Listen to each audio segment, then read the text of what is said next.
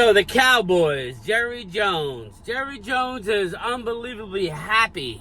He's giddy. He's giddy about the NFL DirecTV Sunday ticket, or the Sunday ticket. He's ecstatic with the ruling. Like I told you, they were going to appeal it until they got the verdict they want.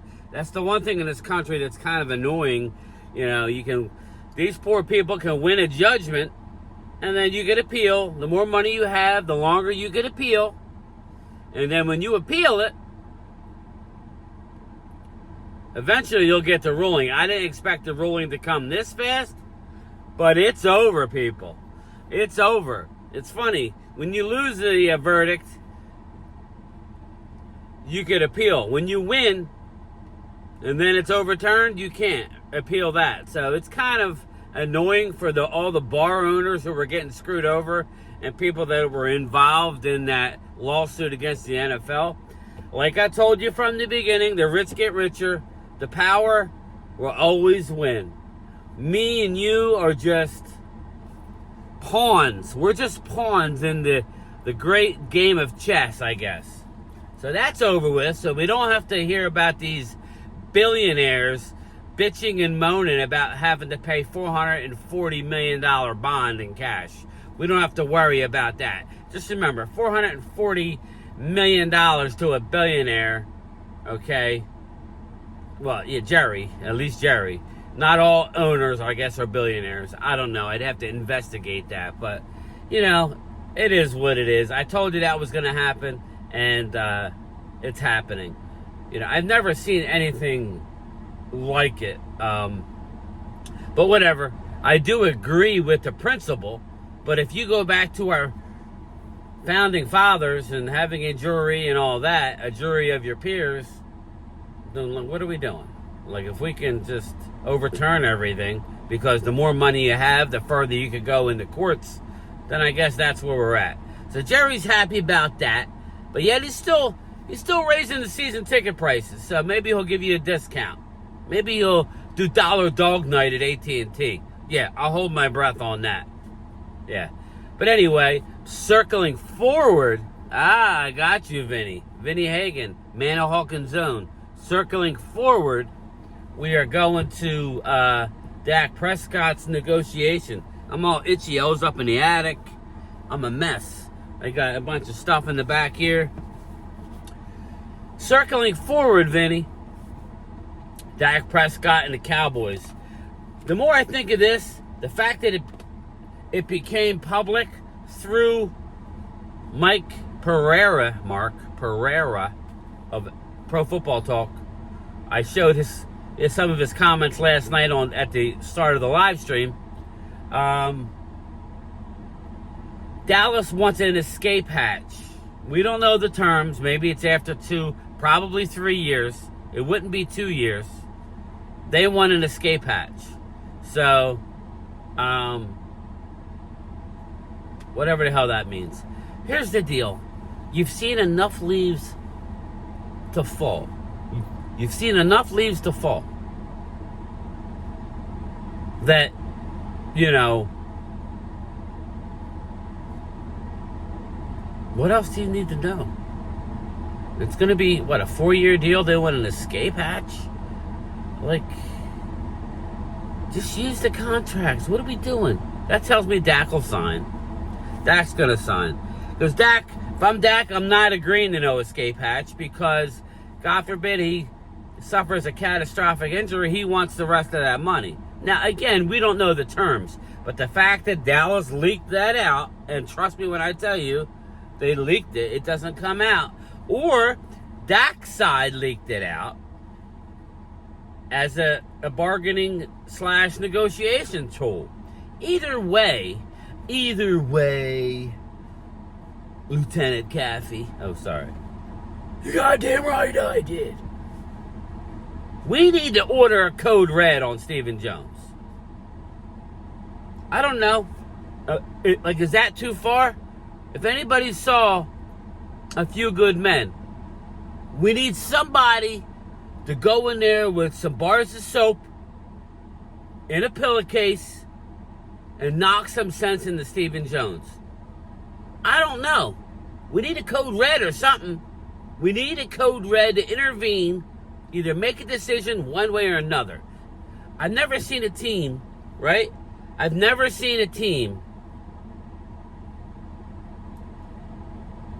want to go swimming, but only go 1 foot in. They're afraid to put the other foot in anything they do.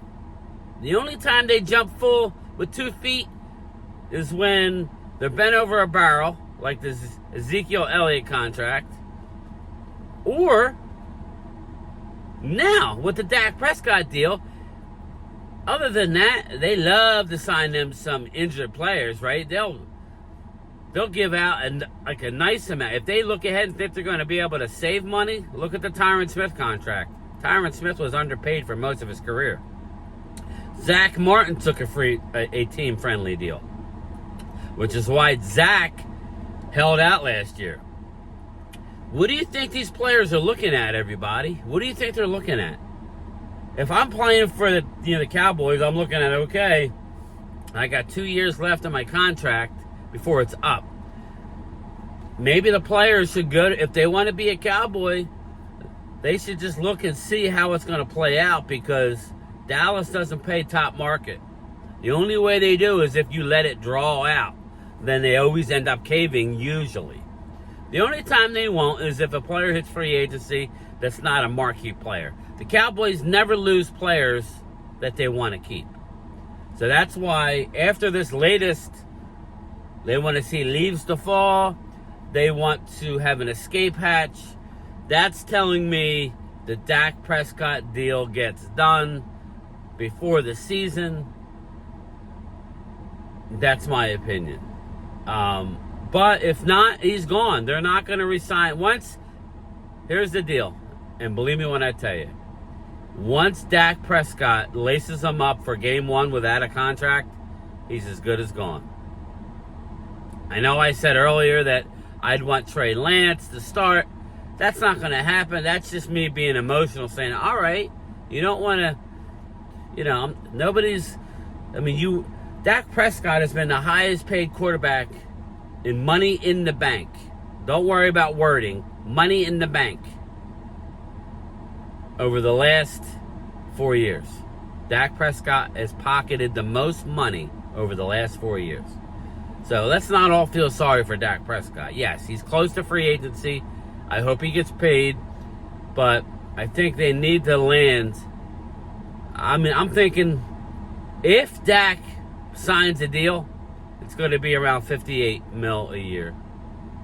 And if it's less than 60, the guarantees are going to have to be high, which is what the Cowboys are fighting over. They want an escape hatch in case he re-injures the leg. That's not... Listen, I'm a 76ers fan. We just signed Paul George to a max deal. $212 million over 4 years, I believe. But here's the deal. Is he worth $212 million? Is he going to be at that level for the next 4 years when he's often injured? Probably not. But you know what? That's the price of doing business. If you wanted Paul George, that's what you had to pay. The Clippers weren't willing to do it. Circling back, Vinny Hagen, are the Cowboys willing to do it? There's not going to be an escape hatch. You either want to do it, Jerry and Steven, or you don't want to do it. But somebody needs to step in and do a code red. They don't have to hit anybody. Maybe just scare them a little bit. Rough them up.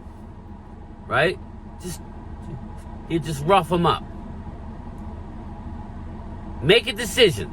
Stop him hauling. Let's create some excitement before the season. There's still plenty of time. Okay? Everybody wants to talk about the election. I don't like talking politics, because I don't like any of them. But plenty of time to get the excitement going for whatever side you're on. Right? So there's plenty of time to get us excited. We know we have a good team. To my Eagle subscribers who are predicting the demise, especially Drew, my guy Drew, Dallas is a good team. We ain't getting out of the way easily at all, especially against y'all defense, who we gonna put up 30 on your defense. It's just whether you're gonna score more than us is what's gonna happen. You could bet the bottom dollar. From what I'm seeing, that offense, once CD gets back, is going to be high flying.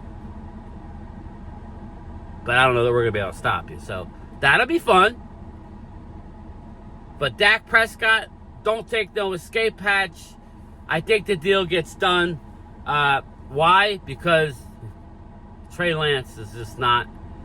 It's not happening, people. It's not. I'm hoping that Trey can turn it around in these preseason games against backups. That's all I could hope.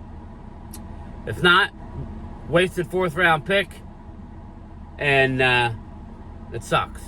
But anyway, I'm heading home now. I'm waiting for the missus to get out.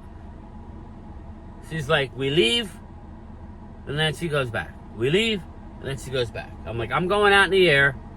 My job is done here. They came and picked up a whole flatbed full of stuff. I'm going out and doing the video. So I'm headed home. I got to do some stuff around the house. Look out for Primetime Phil. I will put the link in the description. I don't know if I'll do another video today, but possibly. 7 o'clock. Schedule change. We're doing a 7 o'clock live stream on Primetime Phil tonight. We're going to talk about it all. We're going to chop it up. All right? All right, everybody. I'll talk to you later.